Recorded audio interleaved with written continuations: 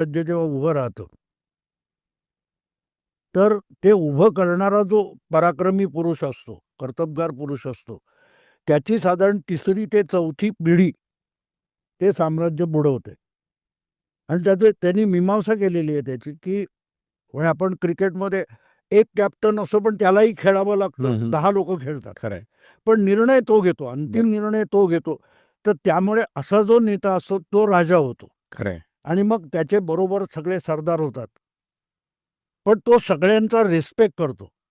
म्हणजे सुभाषबाबू असतील किंवा तुमचे वल्लभभाई पटेल असतील, यांचा नेहरूंनी कधी इन्सल्ट नाही केला. बरोबर आहे. पण नेक्स्ट जनरेशनमध्ये सरदारांची मुलं सरदार होतात, राजाचा मुलगा राजा होतो. आणि तिथे गंमत अशी होते, की त्या मुलाने बापाला इतर सहकाऱ्यांशी वागताना बघितलेलं असतं. त्यामुळे तो सर्टन लेव्हल